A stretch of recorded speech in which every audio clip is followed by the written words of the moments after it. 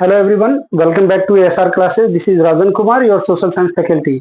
आज हम एक नया टॉपिक स्टार्ट करने जा रहे हैं जो कि है कंटेम्प्रेरी साउथ एशिया। ठीक है, जो कि आपकी बुक में चैप्टर नंबर कौन सा है? 3 है ना।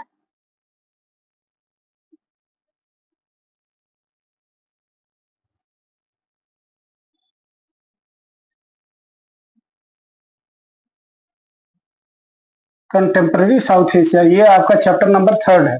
ठीक है, देखो, जब ये साउथ एशिया की हम बात कर रहे हैं तो जब साउथ एशियन कंट्री की बात करेंगे तो साउथ एशियन कंट्री जो है ये क्या थी? कॉलोनीज थी। किसकी? ब्रिटिश की कॉलोनी थी। ब्रिटिश कॉलोनी थी ये। ठीक है, ब्रिटिश कॉलोनीज थी और इनको फिर जो है आजादी जब मिली इससे तो ये क्या करते? सेम टाइप की प्रॉब्लम को क्या कर रहे थे? फेस कर रहे थे।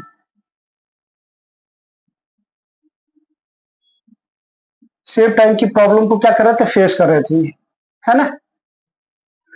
बहुत ज्यादा बैकवर्डनेस थी इस रीजन में, इकोनॉमिक बैकवर्डनेस, पॉलिटिकल स्टेबिलिटी नहीं थी इस रीजन में, है ना। और जो है बहुत ज्यादा पुवर्टी थी, है ना। लिटरेसी रेट बहुत डाउन था यहाँ का। सारी चीजें, मतलब सारी समस्याएं इस रीजन में व्याप्त थी। तो कभी भी वर्ल्ड का अटेंशन इस रीजन की तरफ कभी जाता ही नहीं था। जो वर्ल्ड पॉलिटिक्स में इनका कोई इंपॉर्टेंट रोल था ही नहीं, क्योंकि अभी अभी नए नए स्टार्ट हुए हैं और इनके पास अपनी जो है नेशन बिल्डिंग करनी है अभी इनको। और समस्याएं क्या है? बहुत ज्यादा इनके पास है। ठीक है,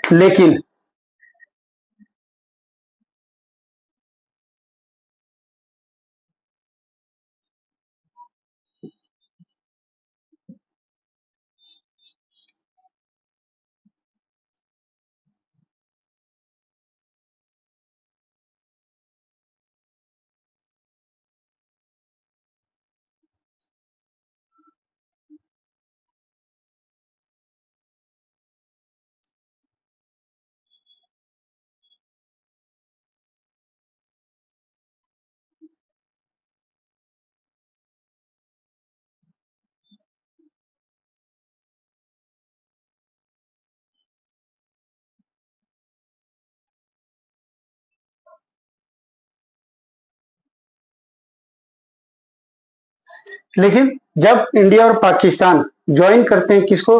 न्यूक्लियर पावर ग्रुप को। ठीक है, इन्होंने क्या किया? अपना अपना न्यूक्लियर बॉम्ब बना लिया। जैसे ये न्यूक्लियर पावर बनते हैं सडनली क्या होता है?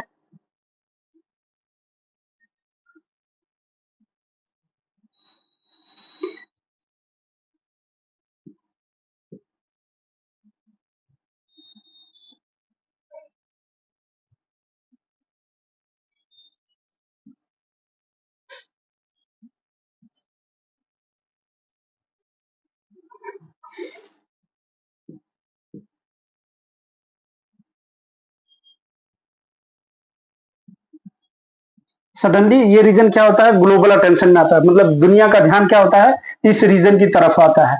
ठीक है, पूरी दुनिया का। जैसे ही ये लोग न्यूक्लियर बॉम्ब टेस्ट करते हैं, न्यूक्लियर बॉम्ब बनाते हैं, तभी जो है इस रीजन पर पूरे विश्व का ध्यान आता है।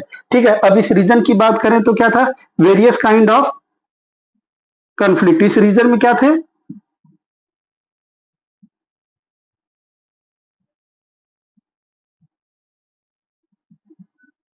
इस रीजन में बहुत सारे क्या थे? कंफ्लिक्ट थे। जैसे कौन कौन सी कंफ्लिक्ट थे? देखो, जैसे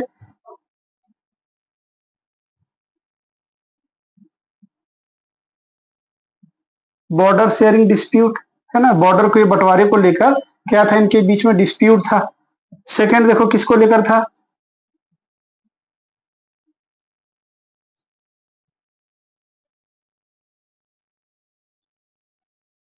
वाटर शेयरिंग डिस्प्यूट। ठीक है, थर्ड देखो क्या था?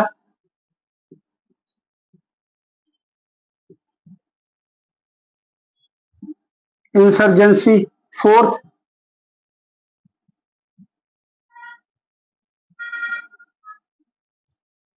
Ethnic strife.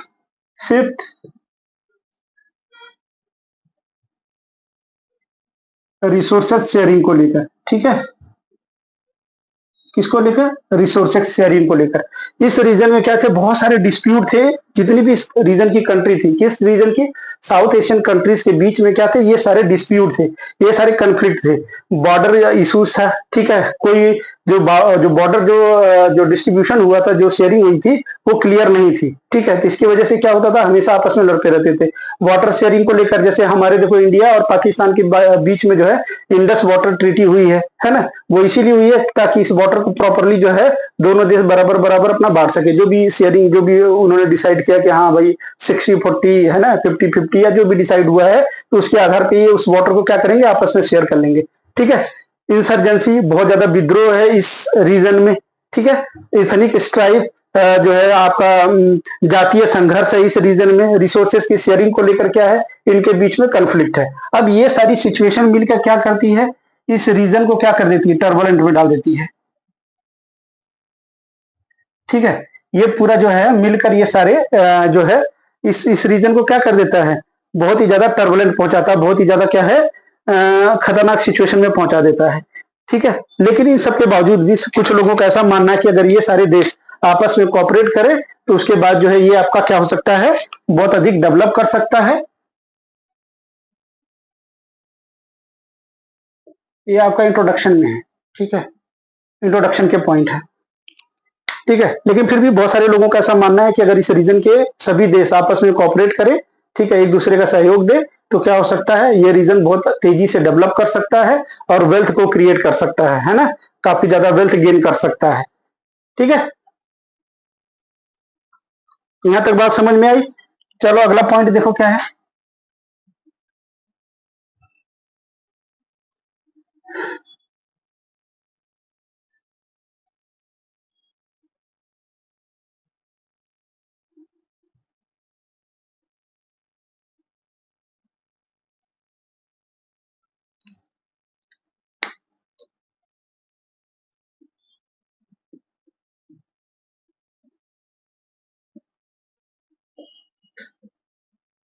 What is south Asia.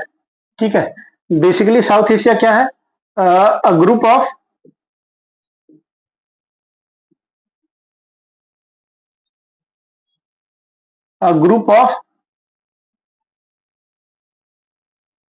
South Asia nation. ये जो है साउथ एशियन का क्या है, ग्रुप है। ठीक है, जिसमें कौन कौन से कंट्री आती हैं, इंडिया, पाकिस्तान, भूटान, बांग्लादेश, नेपाल। कितने हो गए, 1 2 3 4 5। ठीक है, मालदीव्स, और कौन है, श्रीलंका। ठीक है, ये सारे देश जो है क्या है, हमारे साउथ एशियन नेशन कहलाते हैं। अगर हम इनकी बात करें तो ये क्या कहलाता है, इंडियन सब कॉन्टिनेंट भी कहलाता है। ठीक है, इंडियन सब कॉन्टिनेंट भी कहलाता है। एक बार इसको मैप पे देखो आप, फिर आगे का देखते हैं कहाँ कहाँ पे ये सारी कंट्री हैं। ठीक है,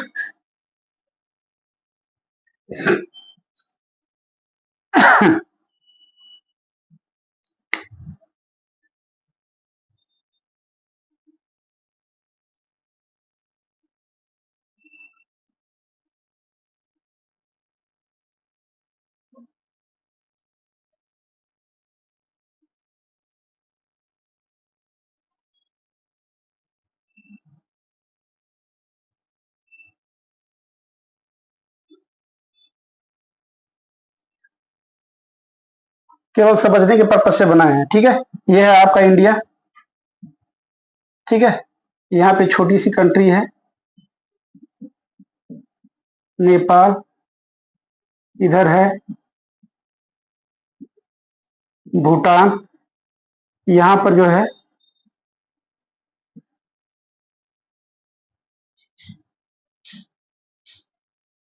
बांग्लादेश,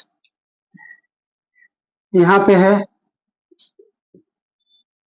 श्रीलंका, इधर है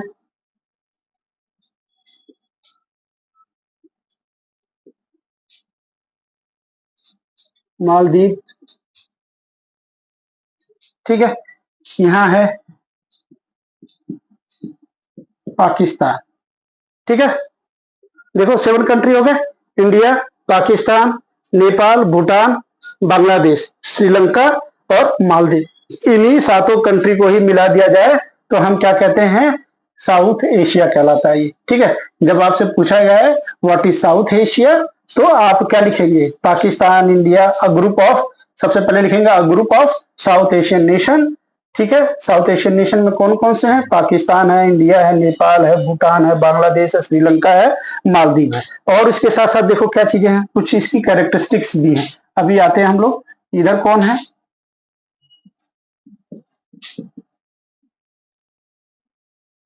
हिमालयास। ठीक है, यहाँ पे क्या है, वे ऑफ बंगाल। नीचे की साइड में आएंगे तो इंडियन ओशियन। ठीक है, इधर आएंगे तो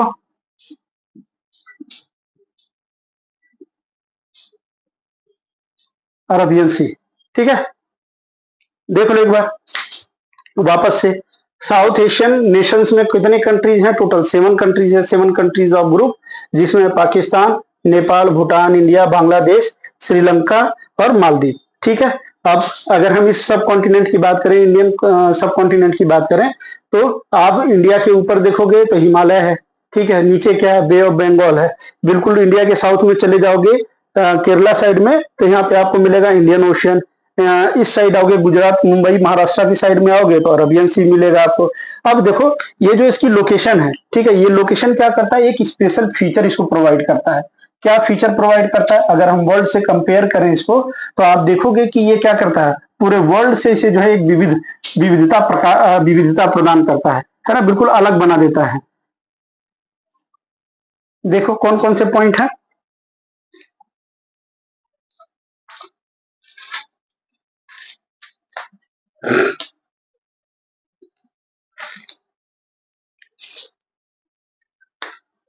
देखो, अब ये जो हिमालय माउंटेन है, इसे क्या करता है, ईस्ट और वेस्ट से बात करें, EAST, ईस्ट और वेस्ट साइड में, ये क्या करता है, इसे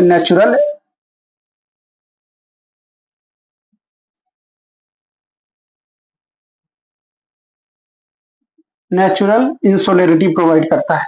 ठीक है, मतलब अगर आप इसको देखेंगे तो जो हिमालय माउंटेन है वो वेस्ट से लेकर कहा, ईस्ट तक फैला हुआ है। तो जब ईस्ट तक फैला हुआ है तो हिमालय माउंटेन की वजह से लगता है कि ये पूरा रीजन क्या है, बिल्कुल एक अलग है। ठीक है, एकदम बिल्कुल क्या है, पूरी दुनिया से कटा हुआ है, इसे एक विविधता, मतलब एक एक अनूठापन प्रदान करता है ये। ठीक है, दूसरा क्या है, अगर इस रीजन को देखें तो ये जो इसका फिजिकल जो लोकेशन है इसकी, ये क्या करती है, इसे लिंग्विस्टिक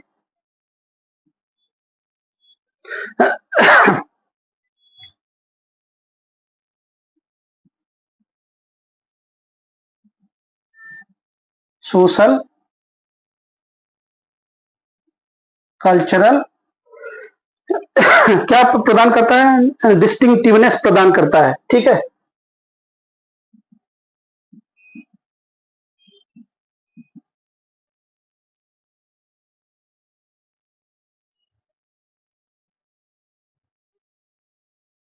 डिस्टिंक्टिवनेस प्रदान करता है, मतलब अगर हम इस रीजन को देखें तो जो हिमालय माउंटेन या नीचे से अरबियन सी हो गया है ना, इंडियन ओशन हो गया, बे ऑफ बंगाल हो गया, इस तरीके से देखें तो ये रीजन क्या है, पूरे वर्ल्ड से अलग है। जब अलग होने की वजह से क्या होता है, एक डिफरेंट लैंग्वेज, सोशल, कल्चरल और मतलब एक विविधता, एक जो है अनूठापन प्रदान कर रहा है, किसमें, लैंग्वेज में, सोशल में, कल्चर को अगर लेकर हम देखें तो एक अनूठापन ये क्या करता है, प्रदान करता है। और देखो क्या है, अगर हम ईस्ट साइड की बात करें, है ना, ईस्ट और वेस्ट दोनों साइड की बात करते हैं, ईस्ट और वेस्ट में जो बाउंड्री है हमारी,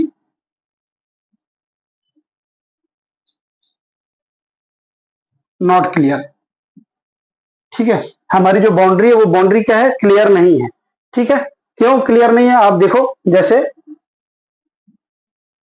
चाइना, चाइना के साथ हमारा कोई ऐसा बाउंड्री का कोई जो शेयरिंग है ना, वो कोई ऑथेंटिक नहीं है। चाइना हमेशा उसको क्या करता है, डिनाई करता है कि जो बाउंड्री शेयरिंग हुई है वो जो है सही नहीं है। क्यों, क्योंकि तिब्बत वाला पूरा रीजन किसका पार्ट है, चाइना का पार्ट है। जबकि 1950 में चाइना ने क्या किया था तिब्बत के साथ, तिब्बत का टेक ओवर किया था। ठीक है ना, उसके बाद है म्यांमार, है ना, आप देखो इंडिया के बिल्कुल इस साइड में कौन है, म्यांमार है। तो म्यांमार को भी जो है इंडिया के बाउंड्री के साथ क्या रहता है, डिस्प्यूट बना रहता है। हमेशा ये लोग क्या कहते हैं कि भाई हमारा जो है वो इंडिया के साथ जो है बॉर्डर प्रॉपर शेयर नहीं हुआ है, क्लियर नहीं है। ठीक है। थर्ड कंट्री कौन है, Afghanistan.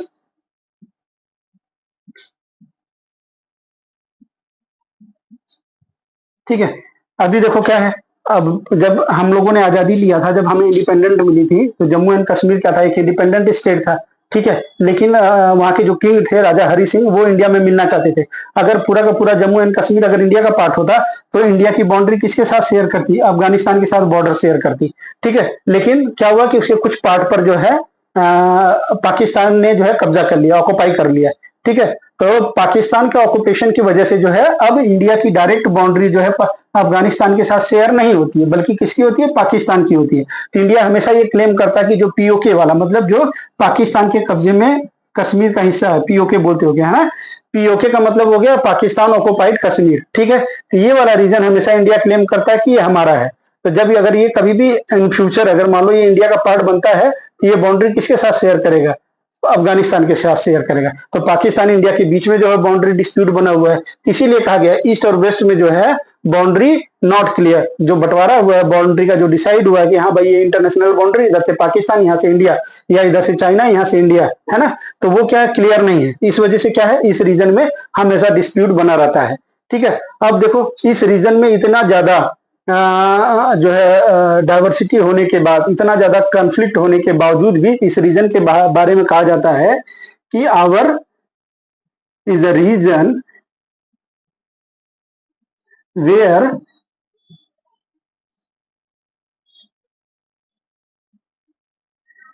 Our is a region where rivalry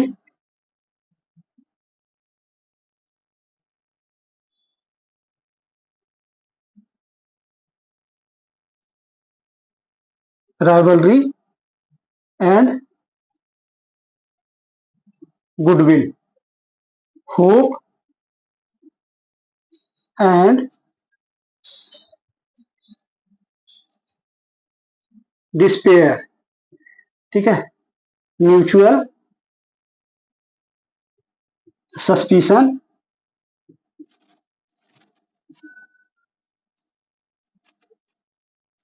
suspicion and trust coexist. ठीक है। इस रीजन के बारे में कहा जाता है कि हमारा यह एक ऐसा रीजन है जिसमें हमारे बीच में क्या है, राइवलरी भी है तो गुडविल भी है, उम्मीद भी है तो निराशा भी है।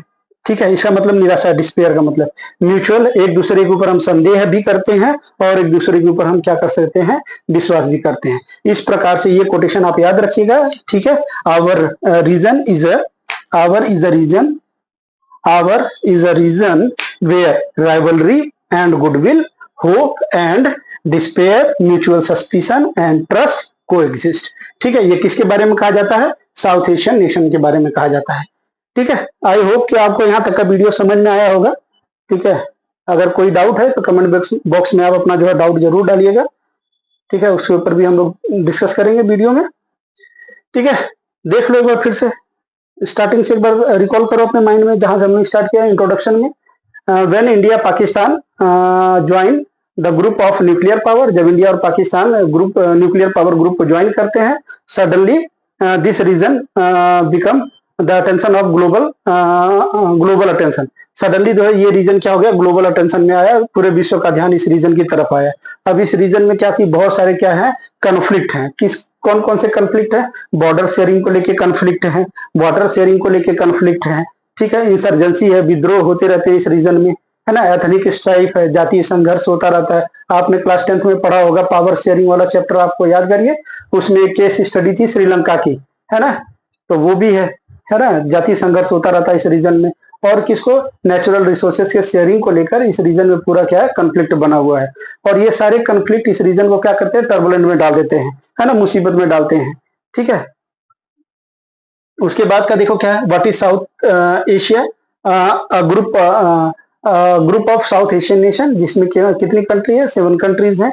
ठीक है। इंडिया, पाकिस्तान, नेपाल, भूटान, बांग्लादेश, श्रीलंका, मालदीव। ठीक है। ये सारी कंट्रीज में इंक्लूड है।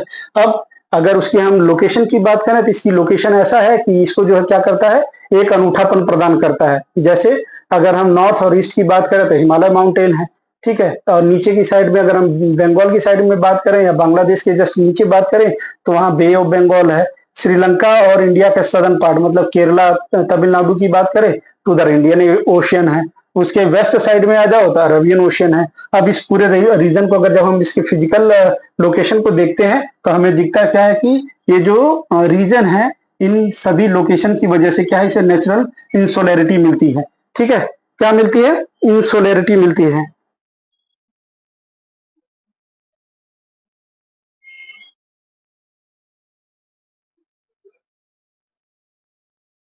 ना, इंसुलैरिटी मिलती है इसको। ये एकदम ऐसा लगता है कि जैसे आइसोलेशन में है, इससे दुनिया से बिल्कुल अलग दिखता है, एक अनूठापन इसको प्रदान करता है ये लोकेशन इसको। ठीक है, ये यू है। ठीक है, फिर क्या होता है, अब इस अनूठेपन का कारण क्या है, क्योंकि यहाँ पे देखो लैंग्वेज, सोशल, कल्चरल, ये दुनिया के सभी देशों से क्या है, अलग है इस पूरे रीजन की। ठीक है, बांग्लादेश, पाकिस्तान इंडिया का ही पार्ट थे। नेपाल, ठीक है, वो मतलब इंडिया के कल्चर से बहुत ज्यादा मिलता जुलता है, क्योंकि वो भी क्या है, एक हिंदू नेशन है। तो जो कल्चर है, सोशल है, स्ट्रक्चर है, जो लैंग्वेज है, लगभग सिमिलर, मिलती जुलती है। ठीक है, इसी प्रकार से हम बात करें श्रीलंका की तो आपको पता होगा कि श्रीलंका में जब एथनिक कॉन्फ्लिक्ट हुआ था तो वहां पे इंडियन तमिल्स भी जाके रहते हैं, है ना। तो भी वो क्या है, इंडियन कल्चर को लेके जाते हैं वहां पे। मालदीव की बात करें तो मालदीव क्या है, देखो वहां पे तो अलग है, लेकिन हमारे बहुत सारे जो टूरिस्ट वगैरह वहां पे जाते रहते हैं। ठीक है, तो जिसकी वजह से, और मालदीव में इंडिया से सबसे ज्यादा टूरिस्ट जाते हैं। पूरी इकोनॉमी जो है उसकी इसी टूरिस्ट पर ही डिपेंडेंट है, और इंडिया सबसे ज्यादा टूरिस्ट वहां पे भेजता है या जाते हैं वहां पे। तो जिसकी वजह से क्या है, कहीं ना कहीं मालदीव भी इंडियन सब कॉन्टिनेंट मतलब इंडिया से क्या है, कहीं ना कहीं इन्फ्लुएंस्ड है। तो अगर ये रीजन देखें तो ये रीजन क्या करता है, वर्ल्ड में इसको एक अनूठापन प्रदान करता है। ईस्ट और वेस्ट की बात करें तो यहाँ पे जो इनकी बाउंड्री है वो क्लियर नहीं है। ठीक है, कारण क्या है, देखो चाइना के साथ हमारा बॉर्डर डिस्प्यूट रहता है, म्यांमार के साथ हमारा बॉर्डर डिस्प्यूट रहता है, अफगानिस्तान के साथ अभी डायरेक्ट नहीं है लेकिन पाकिस्तान के साथ है। क्यों, रीजन क्या है, क्योंकि पाकिस्तान ने पीओके को क्या कर रखा है, जम्मू कश्मीर के आधे हिस्से को ऑक्युपाई करके रखा हुआ है, लगभग आधे हिस्से को। ठीक है, तो जब जिसने इसको ऑक्युपाई करके रखा है तो इंडिया क्लेम करता है कि ये वाला हिस्सा, पीओके वाला हिस्सा किसका है, इंडिया का है, ये उसे वापस कर दे। ठीक है, इस वजह से क्या है, इनके बीच में जो है प्रॉब्लम रहती है। इंडिया, अफगानिस्तान और पाकिस्तान के बीच में क्या रहता है, बाउंड्री को लेकर टेंशन रहती है, कंफ्लिक्ट रहता है। इन सारी समस्याओं के बावजूद, इन सारी प्रॉब्लम्स होने के बावजूद भी इस रीजन के बारे में कहा जाता है, our is a region where rivalry. यह हमारा जो है, हमारा यह रीजन है, एक ऐसा रीजन है जहां पे क्या हमारी आपसी दुश्मनी है तो गुडविल भी है, आशा है तो निराशा भी है। हम एक दूसरे के ऊपर क्या करते हैं, संदेह भी करते हैं, तो एक दूसरे के साथ विश्वास करने के साथ साथ क्या करते हैं, हम कोएग्जिस्ट करते हैं। ठीक है, तो यहां तक आई थिंक बात समझ में आ गई होगी। चलो आगे का देखते हैं। The various country in South Asia do not have the same kind of political system. ठीक है, अगर हम बात करें कि जो साउथ एशिया की जो विभिन्न कंट्रीज हैं, मतलब जो 7 कंट्री हैं, उन्होंने जो है सेम टाइप के जो है पॉलिटिकल सिस्टम को जो है फेस नहीं किया है। सेम तरह का जो पॉलिटिकल सिस्टम इन कंट्रीज में नहीं है। अगर सेम तरह का नहीं है तो क्या क्या उन्होंने सिस्टम फेस किया है, देखो। जैसे ये सारे देश आजाद होते हैं, जब ये अपने इंडिपेंडेंस को प्राप्त करते हैं, आजादी मिलती है इनको, तो देखो कैसे कैसे सिस्टम अडॉप्ट होते हैं। इंडिया, श्रीलंका, ठीक है, हम किसकी बात कर रहे हैं, फर्स्ट नंबर पे इंडिया, सेकंड नंबर पे Sri Lanka, have successfully operated a democratic system since their independence from British। ठीक है, जो इंडिया और नेपाल हैं, इन्होंने सक्सेसफुली ऑपरेट किया, कब, किसको, डेमोक्रेटिक सिस्टम को, किसको सक्सेसफुली रन किया भाई, अडॉप्ट किया, डेमोक्रेटिक सिस्टम को। जैसे ही इनको आजादी मिली ना, आजादी मिलने के साथ ही इन्होंने क्या कर लिया, डेमोक्रेटिक सिस्टम को अडॉप्ट कर लिया, और इसको सक्सेसफुली क्या कर रहे हैं, चला रहे हैं अभी तक। ठीक है, अगला देखो, पाकिस्तान और बांग्लादेश, ठीक है, have experienced both civilian and military rulers. Pakistan और बांग्लादेश में दोनों तरह की गवर्नमेंट देखने को मिली है। कौन कौन सी, सिविलियन भी मिली है, सिविलियन मतलब डेमोक्रेटिक गवर्नमेंट भी देखने को मिली है, और मिलिट्री रूलर भी हमें देखने को मिले हैं।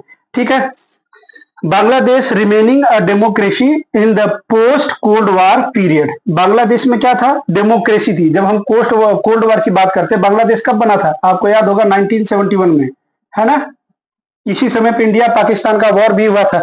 इसी समय कौन सा कंट्री बना? जब पाकिस्तान स्प्लिट हुआ तो जो ईस्ट पाकिस्तान था वही क्या बना? बांग्लादेश बना, है ना? तो जो स्टार्टिंग में यहाँ पे गवर्नमेंट बनी ना, आपको याद होगा, अभी याद नहीं होगा, मैं आगे पढ़ाऊंगा आपको, लेकिन फिर भी बता दे रहा हूं आपको। मुजीबुर रहमान यहाँ के क्या थे? एक लीडर थे।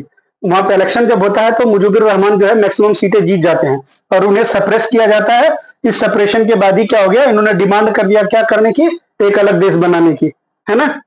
तो हम लोग आगे की वीडियो में, अगले चैप्टर में या इसी वीडियो के जब बांग्लादेश का सिस्टम पढ़ना होगा स्पेशली, तब उसमें हम लोग डिस्कस करेंगे, ठीक है ना? तो ये पोस्ट कोल्ड वॉर पीरियड में क्या था? ये भी क्या थी? एक सिविलियन गवर्नमेंट थी। यहाँ पे डेमोक्रेसी थी, ठीक है, डेमोक्रेसी थी। लेकिन देखो, अच्छा, आगे देखो, in Pakistan post cold war period successive democracy government, democratic government. जब कोल्ड वार पीरियड था ना, उस वक्त जो है पाकिस्तान में भी क्या था? डेमोक्रेटिक गवर्नमेंट जो है सक्सेसफुली चल रही थी under the Benazir Bhutto and Nawaz Sharif. ये दो ऐसे लीडर थे, इनके टाइम पीरियड में जो है यहाँ पे क्या थी? डेमोक्रेसी थी। देखो, जो बेनजीर भुट्टो थी, ठीक है, नवाज शरीफ, ये दोनों लोग कैसे थे? ये इनकी गवर्नमेंट किस टाइप की थी? इनकी गवर्नमेंट थी डेमोक्रेटिक टाइप की, ठीक है। तो ये कब बनाए थे इन्होंने भी? पोस्ट कोल्ड वॉर पीरियड में बनाया था इन्होंने भी। But it suffer a military coup in 1999, ठीक है। बट यहाँ पे पाकिस्तान में जो है एक मिलिट्री कूप होता है, कब? 1999 में, ठीक है ना। 1999 में यहाँ पे एक मिलिट्री कूप होता है, तख्ता पलटने की कोशिश करती है, इस डेमोक्रेसी को खत्म करने का प्रयास किया जाता है और वो सक्सेसफुल भी हो जाता है। It has been run by civilian government again since 2008। Pakistan में जो है फिर से वापस से जो सिविलियन गवर्नमेंट आई, जो कि 2008 से अभी तक क्या कर रही है? डेमोक्रेटिक सिस्टम को सक्सेसफुली रन कर रहा है, ठीक है। अगला कंट्री देखो, Nepal. Till 2006 Nepal was a constitutional monarchy with danger of the king taking over executive power, ठीक है। 2006 तक क्या था? नेपाल में जो है कॉन्स्टिट्यूशनल मोनार्की थी, ठीक है। तो 2006 में नेपाल के जो किंग थे, नाम बताएंगे उनका भी अगली वीडियो में जब नेपाल के बारे में पढ़ेंगे तब, ठीक है। तो 2006 में किंग ने क्या किया? एक रिफॉर्म लाया। लोग डिमांड कर रहे थे, किसकी? डेमोक्रेसी की डिमांड कर रहे थे। तो उस डेमोक्रेटिक डिमांड को पूरा करने के लिए वहां का जो रूलर था, जो किंग था, उसने क्या किया? एक रिफॉर्म लाया। उस रिफॉर्म में उसने क्या किया? उस कॉन्स्टिट्यूशन के सुधार में उसने क्या किया? सारी की सारी एग्जीक्यूटिव पावर क्या कर ली? अपने हाथ में ले ली। जब सारी की सारी एग्जीक्यूटिव पावर अपने हाथ में ले ली तो ये नेपाल के लिए जो है और ज्यादा खतरनाक हो गया, ठीक है। इन 2008 द मोनार्की वाज अबॉलिश्ड। 2008 में क्या हो गया? मोनार्की को खत्म कर दिया गया, ढा दिया गया, है ना। Nepal emerge as a democratic republic. उसके बाद नेपाल इमर्ज होता है, उद्भव होता है किस सिस्टम में? डेमोक्रेटिक रिपब्लिक के रूप में, ठीक है। एक बार वापस से देखो, the various countries in South Asia do not have the same kind of political system.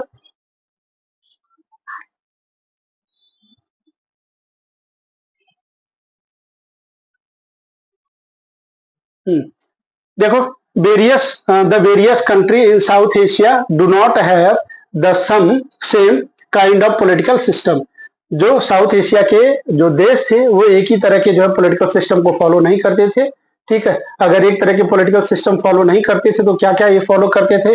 ये हो गया कंट्री नेम, इधर हो गया उनके फीचर, ठीक है। इंडिपेंडेंस के जस्ट बाद ही की बात कर रहे हैं हम लोग, स्पेशली हम कब की बात कर रहे हैं? पोस्ट कोल्ड वॉर पीरियड की बात कर रहे हैं। India Sri Lanka have successfully operated a democratic system since their independence from British. अंग्रेजों से आजादी के साथ ही इंडिया और श्रीलंका ने जो है डेमोक्रेटिक सिस्टम को अडॉप्ट कर लिया और आज तक सक्सेसफुली वहां पे क्या है? डेमोक्रेसी रन कर रही है। Pakistan and Bangladesh have experienced both civilian and military rulers. Pakistan और बांग्लादेश में दोनों तरह की गवर्नमेंट देखने को मिली, डेमोक्रेटिक भी मिली और मिलिट्री रूलर भी मिले। बांग्लादेश जो है पोस्ट कोल्ड वॉर पीरियड में जो है ये डेमोक्रेसी को ऑपरेट करता था, ठीक है। पाकिस्तान में भी पोस्ट कोल्ड वॉर पीरियड में क्या था? डेमोक्रेटिक सिस्टम को ही अडॉप्ट किया हुआ था, किसके अंडर? बेनजीर भुट्टो, नवाज शरीफ के अंडर, ठीक है। बट 1999 में जो है 1999 में यहाँ पे एक मिलिट्री कूप होता है, तख्ता पलटने की कोशिश होती है और ये तख्ता पलट भी देते हैं, ठीक है।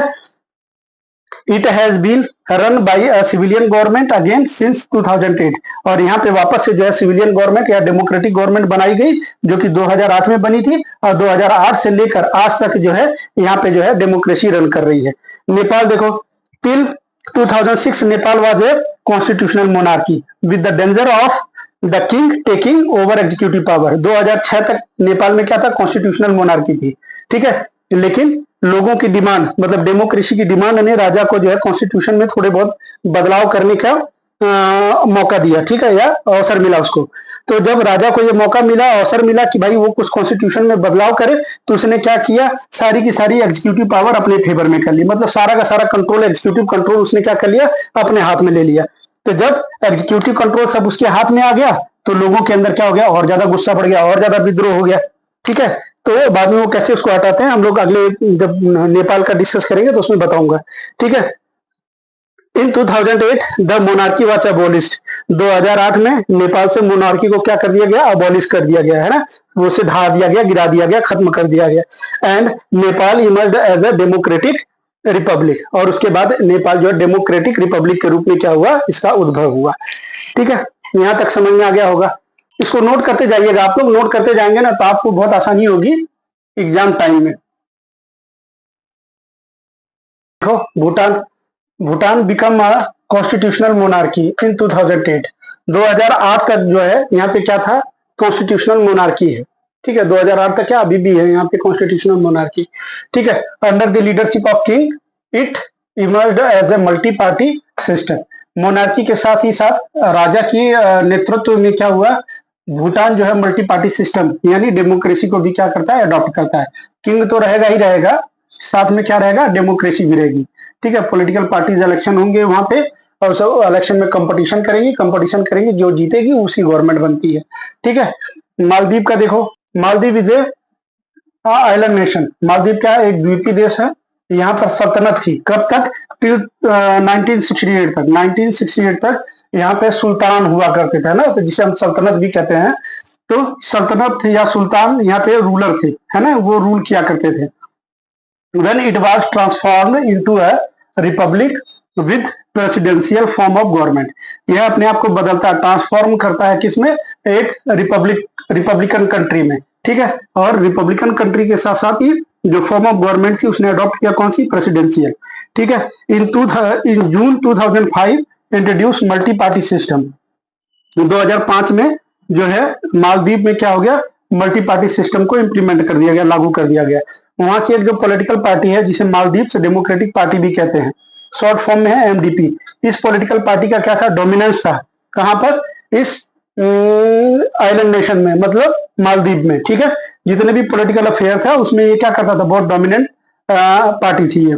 एमडीपी वन द इलेक्शन 2018, ठीक है। एमडीपी ने 2018 का जो है इलेक्शन क्या किया, जीत लिया, ठीक है।